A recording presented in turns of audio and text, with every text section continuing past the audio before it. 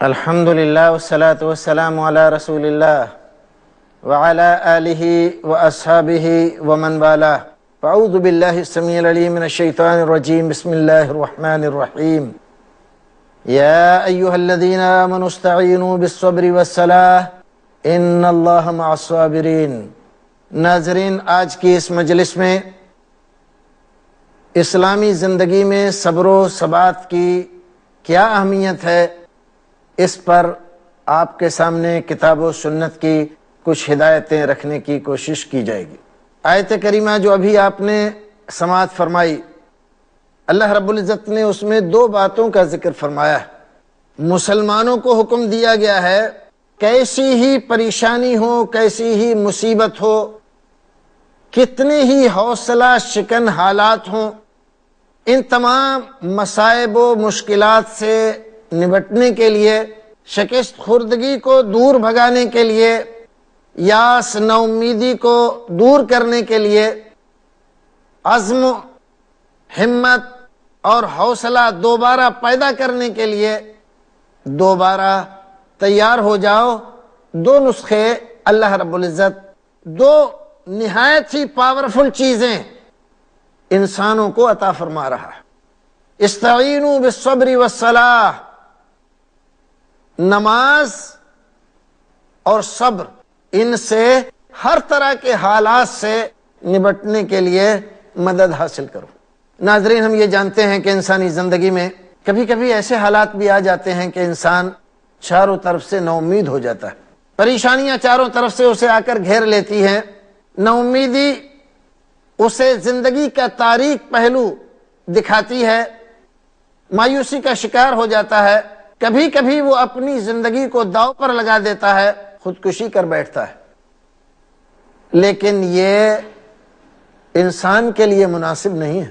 اللہ رب العزت نے جو زندگی ہمیں عطا فرمائی ہے یہ بیش قیمت ہے. اس زندگی میں اگر پریشانیاں آ رہی ہیں تو ان پریشانیوں سے لڑنے کے لیے اللہ رب العزت ہی نے ایک بہت بڑا نسخہ ہمیں عطا فرمایا ہے، اور وہ نسخہ ہے صبر. صبر صبر بہت بڑی دولت ہے، صبر بہت بڑی طاقت ہے.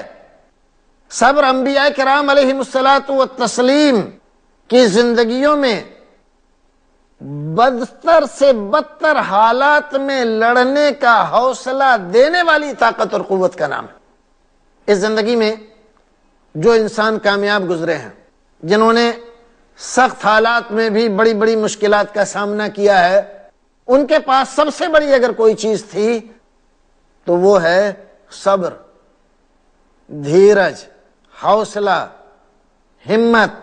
یہ ساری چیزیں صبر کی دولت سے حاصل ہوتی ہیں. رسول اکرم صلی اللہ علیہ وسلم کو قرآن شریف میں بار بار حکم دیا گیا، اور یہ حکم آپ کو دے کر در حقیقت امت کو سبق دینا مقصود ہے کہ صبر سے کام لو، ہمت مت ہارو. اللہ رب العزت فرماتا ہے وَلِمَنْ صَبَرَ وَغَفَرَ إِنَّ ذَلِكَ لَمِنْ عَزْمِ الْأُمُورِ.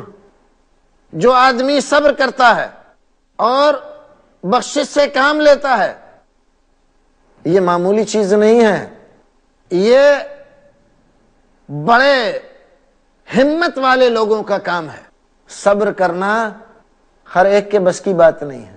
ہمارے بعض بھائی یہ سمجھتے ہیں مجبوری کا نام صبر ہے. مجبوری کا نام صبر نہیں ہے. صبر تو رسول اکرم صلی اللہ علیہ وسلم نے اپنی زندگی میں بتلایا کہ صبر کہتے کس کو ہیں. صحیح ہے، ان کی روایت ہے، رسول اکرم صلی اللہ علیہ وسلم ایک قبرستان سے گزر رہے تھے. ایک بڑی بی کو دیکھا، بیٹھی ہوئی ہیں، قبرستان میں جزا فضا کر رہی ہیں، رو رہی ہے. آپ نے ان کو نصیحت کی اور فرمایا اتق اللہ واصبری، اے خاتون اللہ سے ڈر جا اور صبر اختیار کر. لیکن اس کے دل کو لگی ہوئی تھی، اس کے بچے کا انتقال ہو گیا تھا، بے چین اور بہت ہی زیادہ دکھی تھی. کہنے لگی جاؤ جاؤ اپنا راستہ لو، الیک عنی، اپنا راستہ لو، سمجھانے کی کوشش مت کرو. جو مصیبت سے میں دو چار ہوں تمہارے اوپر آئی نہیں ہے یہ مصیبت. اگر آئی ہوتی یہ مصیبت تو کبھی تم مجھے صبر کی تلقین نہ کرتے. رسول اکرم صلی اللہ علیہ وسلم کی عادت مبارکہ تھی، آپ کو کوئی بات کہنا ہوتی تھی تو آپ کہتے تھے الجھتے نہیں تھے کسی سے، آپ چلے گئے۔ جب آپ تشریف لے گئے وہاں سے تو لوگوں نے اس عورت سے کہا، ارے نادان، تجھے معلوم ہے تو نے کیا کہا اور کس سے کہا؟ کہنے لگی نہیں مجھے نہیں معلوم۔ لوگوں نے بتلایا اللہ کے رسول تھے۔ بہت پریشان ہوئی، گھبرا گئی، فوراً اٹھی، چادر لی، رسول اکرم صلی اللہ علیہ وسلم کے گھر کی طرف چل دی۔ جب وہاں پہنچی تو راوی بیان کرتے ہیں کہ رسول اکرم صلی اللہ علیہ وسلم کے دربار میں پہنچنے کے لیے اسے کوئی روکنے والا نہیں ملا، کوئی دربان نہیں تھا وہاں۔ گئی اور جا کر کہنے لگی کہ اللہ کے رسول، میں نے آپ کو پہچانا نہیں تھا، اس لیے آپ سے اس طرح کی بات کی، آپ مجھے معاف فرما دیجئے، میں آپ کی ہدایت کے مطابق صبر کروں گی۔ آپ نے فرمایا الصبر عند الصدمۃ الاولی، اب کیا صبر کرو گی؟ اب کیا صبر کرو گی؟ صبر تو نام اس چیز کا ہے کہ جب مصیبت اور پریشانی آئے، اول وہلہ میں پہلے ہی موقع پر آدمی صبر سے کام لے اور اللہ رب العزت کے فیصلے سے راضی ہو جائے۔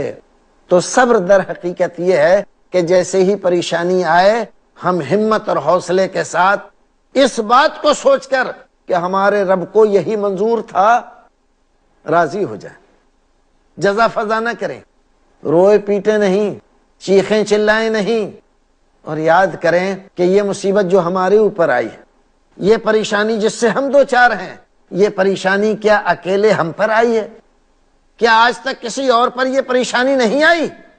ہم دیکھیں گے کہ ایسا نہیں ہے، بلکہ اس دنیا میں اس وقت بھی ہزاروں نہیں لاکھوں انسان ہم سے زیادہ پریشانی میں مبتلا ہے، مصیبتوں میں گرفتار ہیں، بھوکے ہیں، ننگے ہیں، درد و علم سے چیخ چیخ کر پکار پکار کر کہہ رہے ہیں کہ ہماری بے چینی کی کوئی انتہا نہیں ہے۔ کسی ہاسپٹل میں چلے جاؤ، وہاں پر تمہیں جا کے اندازہ ہوگا کہ لوگ کتنے پریشان ہیں۔ ان تمام چیزوں میں اگر ہم اللہ رب العزت کے فیصلے سے راضی ہونے کے خوگر ہو جائیں اور صبر کو ہم سمجھ لیں اور صبر کی دولت ہمیں حاصل ہو جائے تو یقین مانیے کہ بڑی سے بڑی مصیبت بھی ہیچ ہو جاتی ہے۔ کوئی مصیبت ہمیشہ کی نہیں ہوتی۔ اور دیکھو غزوہ احد کے موقع پر رسول اکرم صلی اللہ علیہ وسلم کی ایک صحابیہ، ان کو خبر ملتی ہے رسول اکرم صلی اللہ علیہ وسلم کی شہادت ہو گئی، مسلمان جنگ ہار گئے۔ وہ مدینہ سے چلتی ہے بھاگتی ہوئی، راستے میں کچھ لوگ ملتے ہیں جو میدان جنگ سے گھر واپس جا رہے ہیں، ان کو پکڑ کر پوچھتی ہے ذرا بتلاؤ اللہ کے رسول کیسے ہیں؟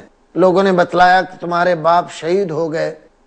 اس نے انا للہ و انا الیہ راجعون پڑھا اور پھر پوچھا کہ مجھے یہ بتلاؤ اللہ کے رسول کیسے ہیں؟ کہا ہمیں نہیں معلوم۔ آگے بڑھی، ایک اور جماعت ملی، اس سے بھی وہی سوال کیا، لوگوں نے کہا تمہارے شوہر کا انتقال ہو گیا۔ اللہ کے رسول کیسے ہیں؟ ہمیں نہیں معلوم۔ آگے بڑھی، تمہارے بیٹے کا انتقال ہو گیا، تمہارے بھائی کا انتقال ہو گیا۔ یہ سب کچھ خبریں سن رہی ہے اور آگے بڑھتی چلی جا رہی ہے۔ اتنے میں کچھ لوگ ملے اور انہوں نے کہا کہ اللہ کے رسول بسلامت ہیں، خیریت سے ہیں، گھبرانے کی کوئی بات نہیں ہے۔ تو اس کی زبان سے کیا نکلا؟ کل مصیبت بعدک جلل یا رسول اللہ، اے رسول اکرم صلی اللہ علیہ وسلم، آپ کے ہوتے ہوئے ساری مصیبتیں ہیچ ہیں، کوئی مصیبت ایسے نہیں۔ باپ شہید ہو گئے، بیٹا شہید ہو گیا، بھائی شہید ہو گیا، شوہر شہید ہو گیا، یہ سب شہید ہو گئے، آپ موجود ہیں، زندہ ہیں، ہماری آنکھیں آپ کا دیدار کر رہی ہیں، یہ ساری مصیبتیں ہیچ ہیں۔ مسلمان کے لیے رسول اکرم صلی اللہ علیہ وسلم کی زندگی سب سے بڑا اسوہ اور نمونہ ہے۔ کون سی مصیبت ہے جو رسول اکرم پر نہیں آئی؟ ابھی آپ دنیا میں تشریف نہیں لائے تھے کہ باپ کا انتقال ہو گیا، کچھ چلنے پھرنے کے لائق ہوئے تھے کہ ماں دنیا سے رخصت ہو گئیں، ذرا اور بڑے تھے کہ دادا چل بسے، ابھی اپنی دعوت کا آغاز ہی کیا تھا کہ چچا نے منہ موڑ لیا۔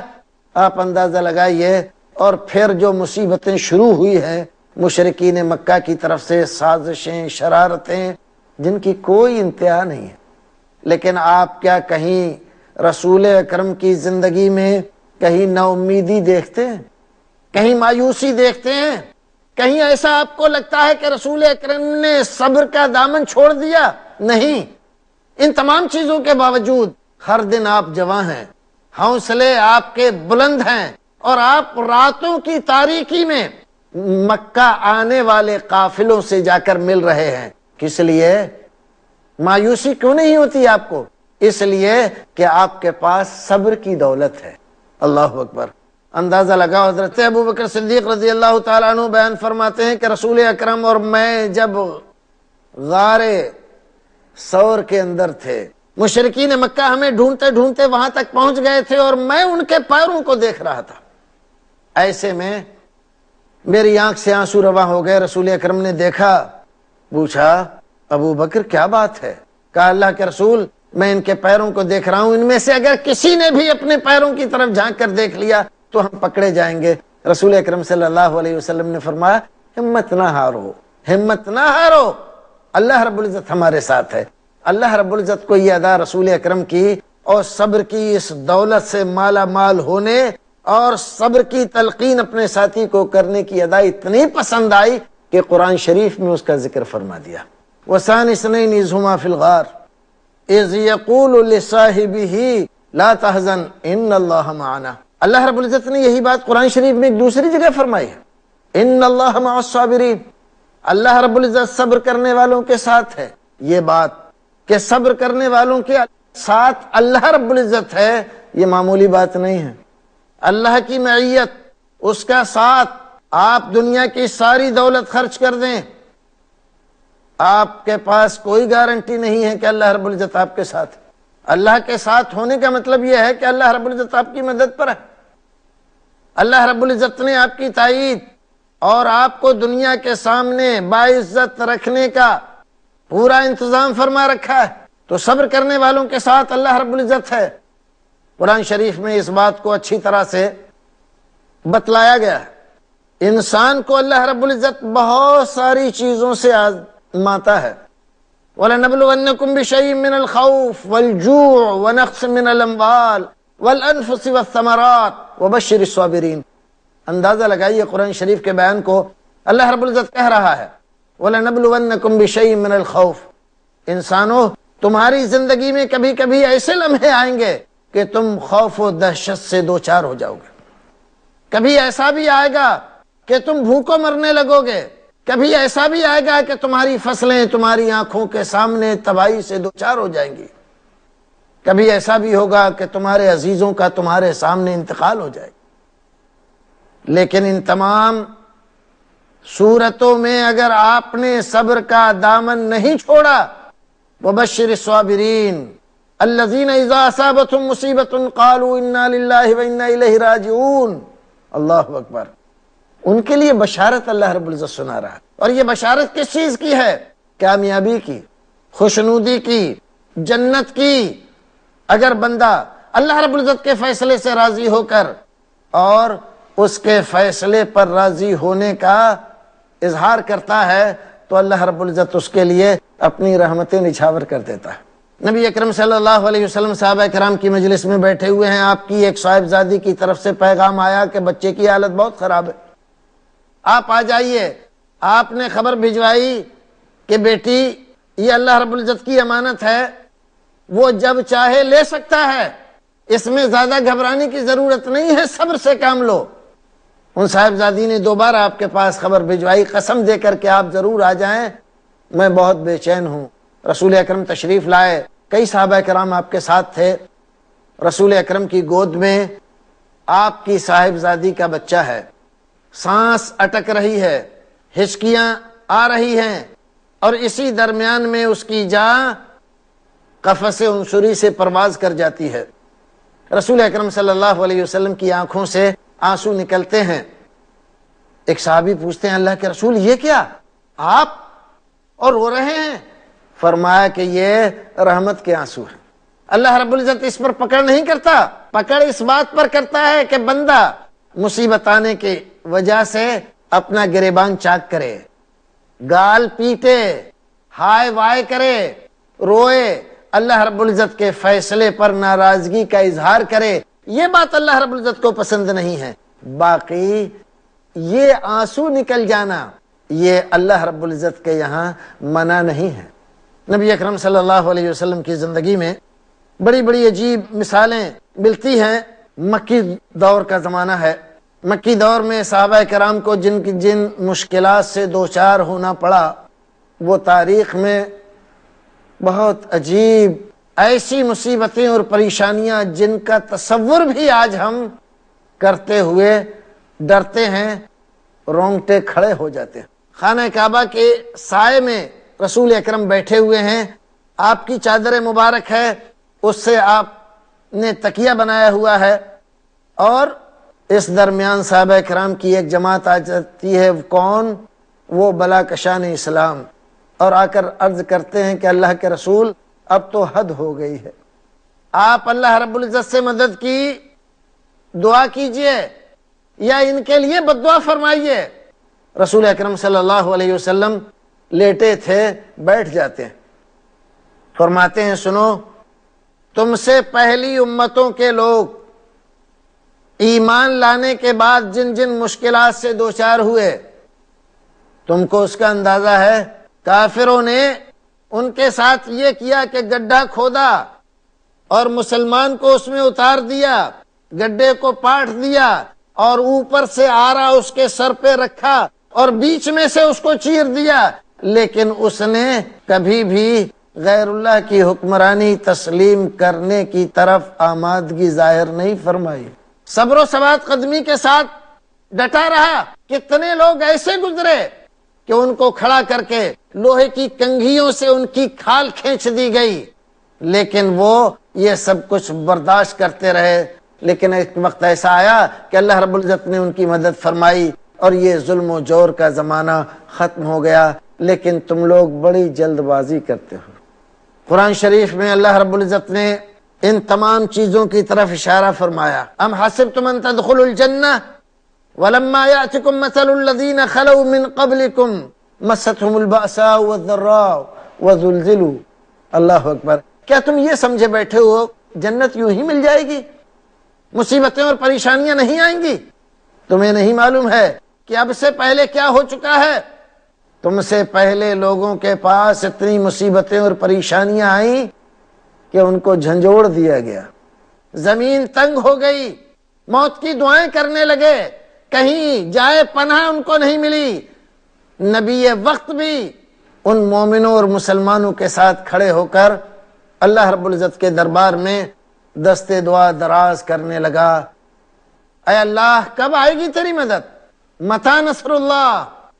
اللہ رب العزت کی طرف سے آواز آئی، الا ان نصر اللہ قریب، گھبراؤ مت، یہ پریشانیوں اور مصیبتوں کے دن گزر جائیں گے، اللہ رب العزت کی مدد قریب ہے۔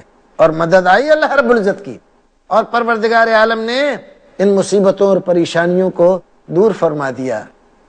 بھائیو، دنیا میں جب تک زندگی ہے پریشانیاں آتی رہیں گی، مصیبتیں آتی رہیں گی، لیکن ان مصیبتوں اور پریشانیوں کو خندہ پیشانی سے برداشت کرنا، لڑتے رہنا اور زندگی کی گاڑی کو آگے لے جانے کی کوشش کرتے رہنا، یہی ایک باہمت انسان کا کام ہے۔ اسلام ہمیں اسی بات کی تلقین کرتا ہے۔ رسول اکرم کی ساری زندگی، صحابہ کرام کی ساری زندگی، حضرت ابوبکر صدیق کی، عثمان غنی، علی مرتضیٰ کی، بلال حبشی کی، عمار بن یاسر رضی اللہ تعالی عنہم اجمعین کی زندگیاں ہمیں یہ بتلاتی ہیں کہ یہ دنیا مسلمان کے لیے ٹھکانہ نہیں، قید خانہ ہے، قید خانہ ہے۔ قید کی زندگی ہمیشہ کی زندگی نہیں ہوتی، ایک دن ختم ہو جاتی ہے۔ یہاں آنے والی مصیبتوں کو خندہ پیشانی سے برداشت کرو، اللہ رب العزت کے دربار میں رکھو، پروردگار ان مصیبتوں کے بدلے تمہارے ایک ایک پریشانی اور مصیبت کے بدلے نیکیوں سے نوازتا ہے، گناہوں کو معاف کرتا ہے، درجات بلند فرماتا ہے۔ ایک حدیث میں رسول اکرم صلی اللہ علیہ وسلم نے کیا بہترین چیز فرمائی، مسلمان کا معاملہ ہر حال میں بہتر ہے. اگر مصیبت آتی ہے اس کے اوپر صبر، اور اگر اس کو خوشحالی نصیب ہوتی ہے شکر. مصیبت میں صبر اور خوشحالی میں شکر، صبر اور شکر کے درمیان زندگی گزارتا رہتا ہے. یہاں تک فرمایا رسول اکرم نے کہ مسلمان کے پیر میں اگر کانٹا بھی چبھتا ہے تو اللہ رب العزت اس کے اس کانٹا چبھنے کو بھی ضائع نہیں کرتا، بلکہ اس کے لیے وسیلہ آخرت بنا دیتا ہے. بھائیو، ایک اور بات عرض کرتا چلوں، صبر کی دولت بہت بڑی اور بیش قیمت دولت ہے، کبھی بھی اس کو نظر انداز نہیں کرنا چاہیے. رسول اکرم نے ارشاد فرمایا کہ سب سے بڑا پہلوان وہ ہے جو جلد بازی میں گرفتار نہ ہو، بلکہ آنے والی مصیبت پر صبر و ثبات قدمی کے ساتھ کھڑا رہے. یہ سب سے بڑا پہلوان ہے، اس سے بڑا کوئی پہلوان نہیں. ایک آدمی نے آ کر رسول اکرم سے درخواست کی کہ آپ مجھے نصیحت فرما دیجئے اور مختصر کر دیجئے. آپ نے فرمایا لا تغضب، غصہ مت ہوا کرو. پھر اس نے کہا کہ کوئی نصیحت کیجئے. آپ نے فرمایا لا تغضب. پھر اس نے 3 بار یہی کہا. آپ نے ہر بار یہی کہا غصہ مت ہو. غصہ ہونا در حقیقت بے صبری کی علامت ہے، اور غصے کو پی جانا یہ صبر کی علامت ہے، اور صبر بہت بڑی دولت ہے. ان ذالک لمن عزم الامور. صحابہ کرام، انبیاء اعظام، مجتہدین اعظام اور امامان دین کی یہ وہ دولت ہے جس کی بنیاد پر وہ بڑی سے بڑی طاقت سے لڑ گئے. آج بھی زندگی کے ہر اتار چڑھاؤ میں، سرد و گرم میں، اگر کوئی چیز ہمیں فائدہ دے سکتی ہے اور بڑی دولت بن سکتی ہے تو وہ صبر ہے. اللہ رب العزت سے دعا ہے کہ پروردگار ہم نے صبر کی دولت سے مالا مال کرے، اور پروردگار اس زندگی کو ہمارے لیے بہتر بنائے. ناظرین، یہاں یہ سلسلہ ختم ہوتا ہے. انشاءاللہ پھر ملتے ہیں ایک نئے ایپیسوڈ کے ساتھ، ایک نئی مجلس کے ساتھ. السلام علیکم ورحمۃ اللہ.